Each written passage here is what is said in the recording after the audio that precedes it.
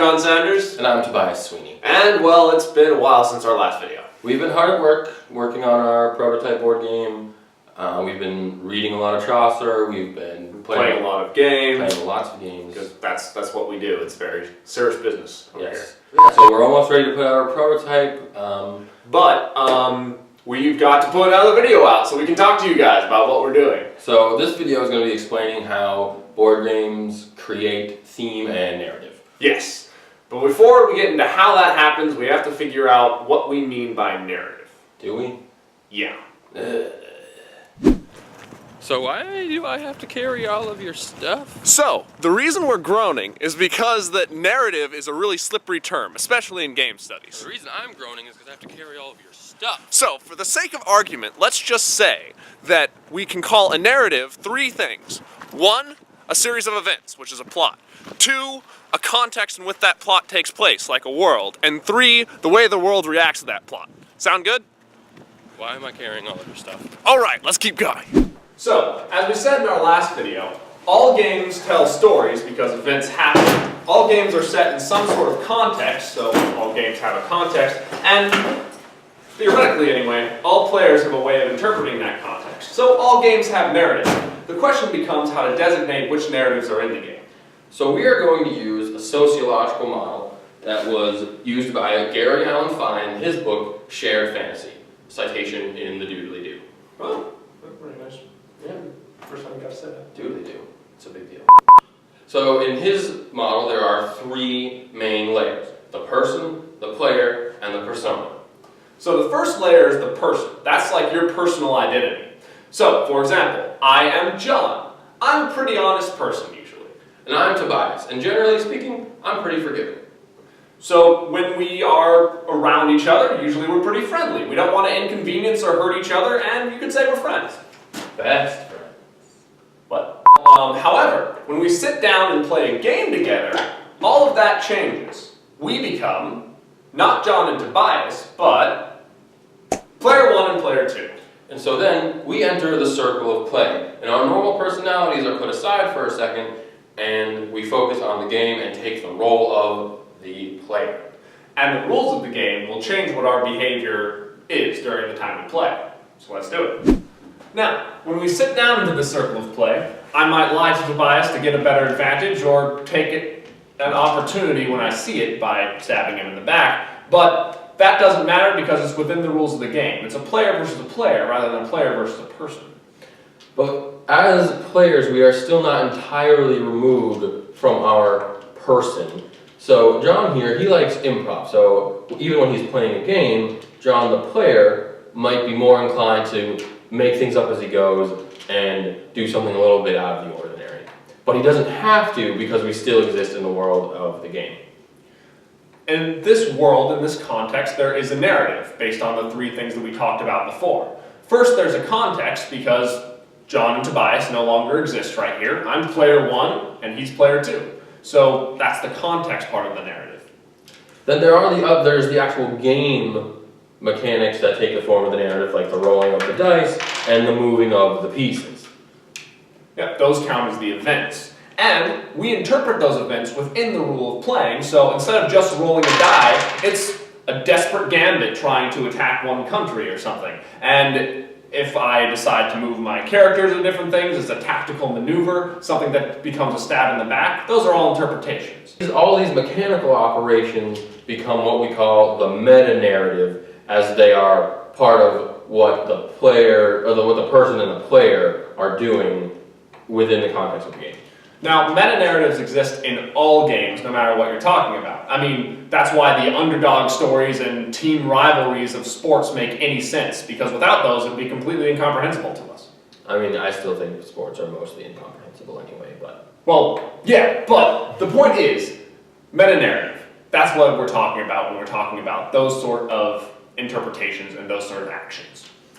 But then, in order to actually understand the narrative of the board game, not the meta-narrative, we need to go deeper.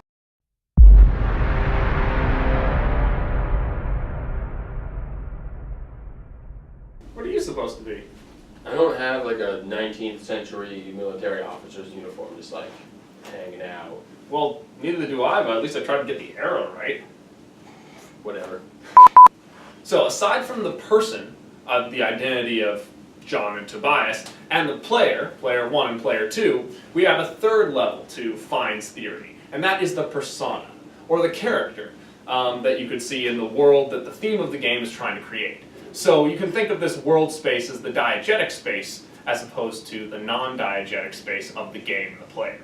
And while Fine's model was originally made to describe role-playing games, it can also be applied to board games, since, generally speaking, they create a sort of fictional world, at least in some sense. In the case of, we're using Risk as the example, the players of the game take the roles of the generals who are leading the armies, or if you're really into like a single die roll, you could even be the soldiers who are on the ground fighting. Now, the connections between the persona is the same like the connection between the player and the person. The person John might like Alaska, and the persona John might like Alaska as well, but they don't have to do that. And so, just as we were describing earlier with the meta-narrative, there are the three major points of narrative found here in the fictional world space. So there is the world, like the map of the game of Risk, Which is set apart from the player world and the real world, where John and Tobias and players 1 and 2 are. and then there are the events that take place in that world. People are throwing themselves into battle, generals are sending men to their doom, and their last stands against overwhelming odds. And then there are the interpretations of those events by the characters of that world, where some people might say, oh, that invasion was particularly, well planned, or that particular invasion was not morally justified, at least in theory. That's the problem. It's just in theory. It doesn't always work out that way. Sometimes the narrative sphere and the meta-narrative sphere collide, and this happens throughout all games, and it can cause a really big problem. So, take this for example. I am going to be playing as my persona. General John is from Ukraine, and, well, because red, and decides that he has no friends over in the rest of the world, so is going to be putting all of the troops in Ukraine to defend the motherland. Now, that's the best move from the narrative perspective, because that's who I am.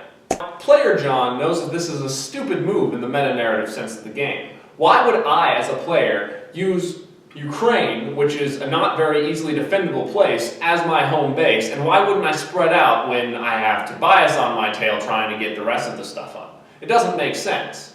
But, from a narrative sense, I'm trying to defend my homeland, so why wouldn't I put everyone I know there? To do anything else just seems silly. Kind of like wearing that costume. Yeah.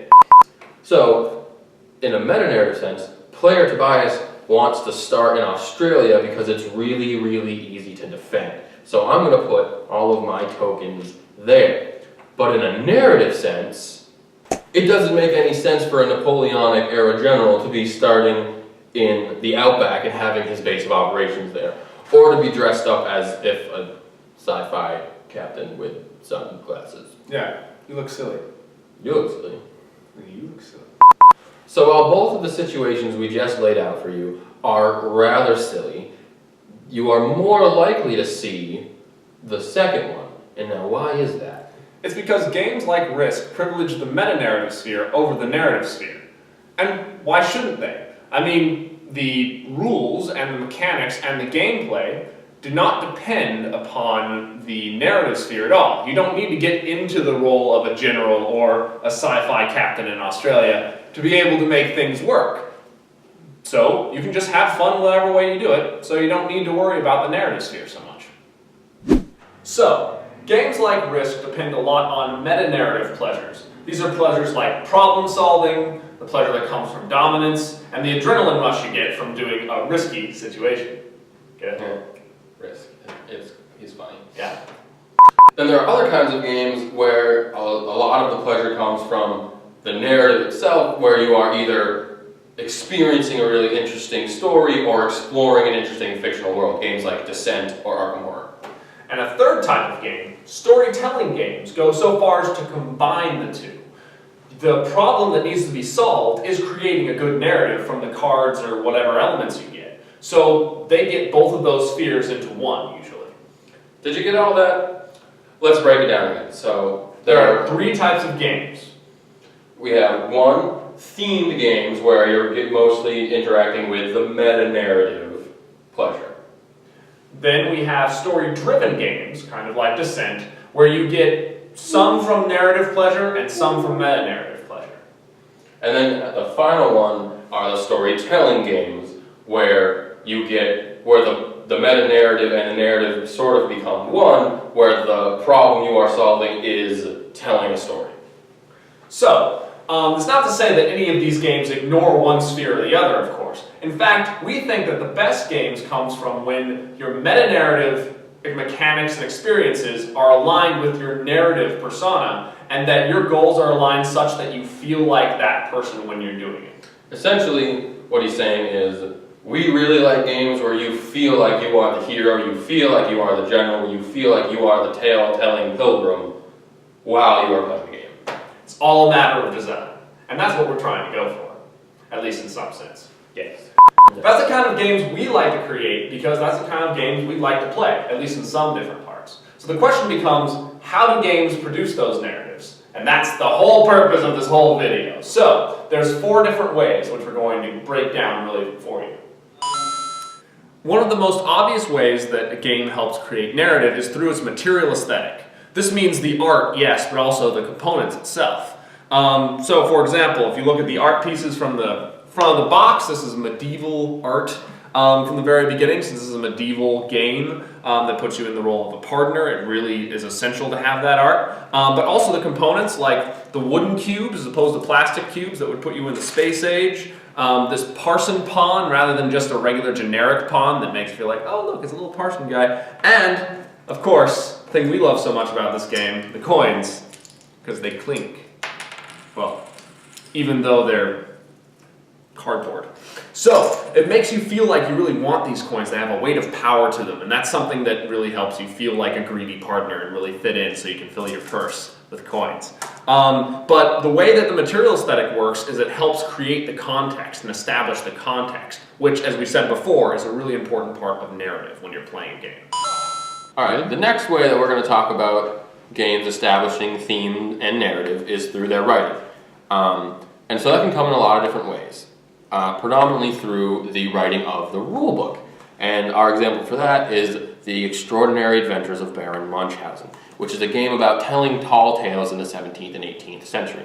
So if I were to read a passage from the book, an introduction, wherein Baron Munchausen explains the reasons for writing his game. It gets you right into the theme, and you feel like you're actually telling tall tales in the 17th and 18th century. One of the other ways that the writing can help establish theme is through flavor text, which is non-essential to the actual game mechanics text. So one of the games that I think does it really well is Elder Sign. And so if you were to read some of the flavor text on the cards, it would go something like this. I was told that the key had been lost, and yet the door stood ajar. The storage closet. So something like that is important because not only does it help establish the context, but it also provides a reason for the narrative of the game. The third way that board games can create narrative is through their mechanics.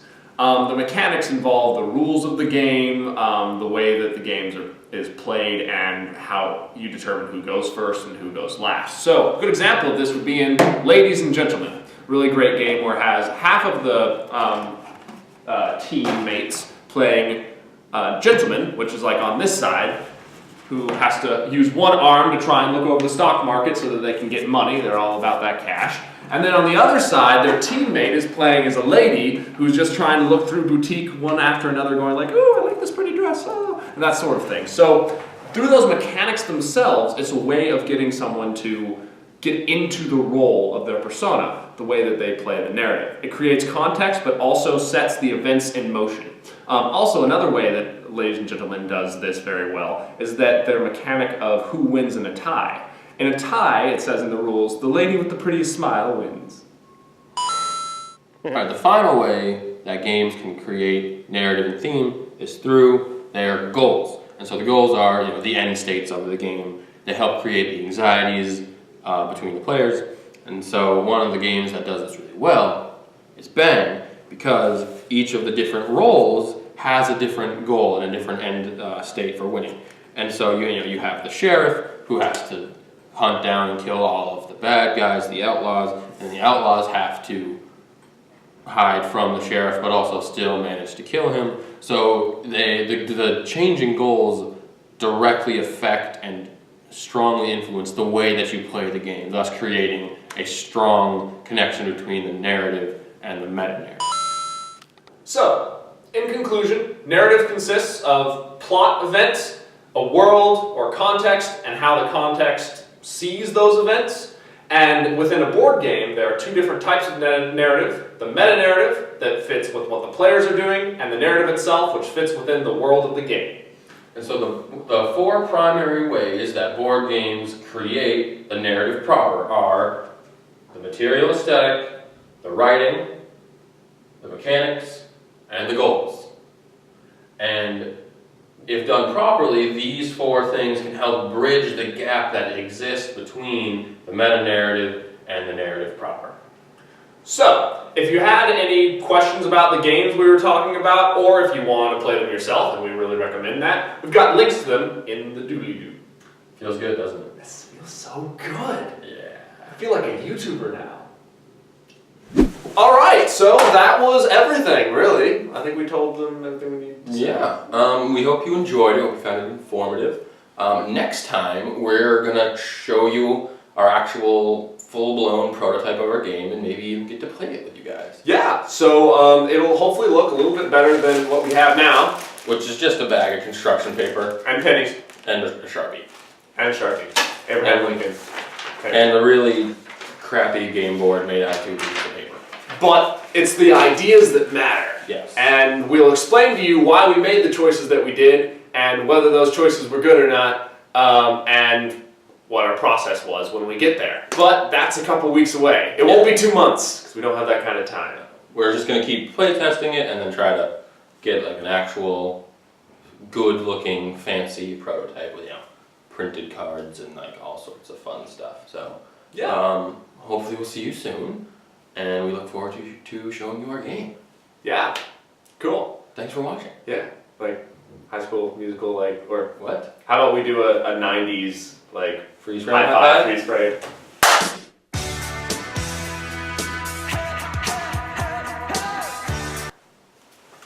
I don't know if that works. We'll see. Okay, we can maybe like put it in like somewhere in the video.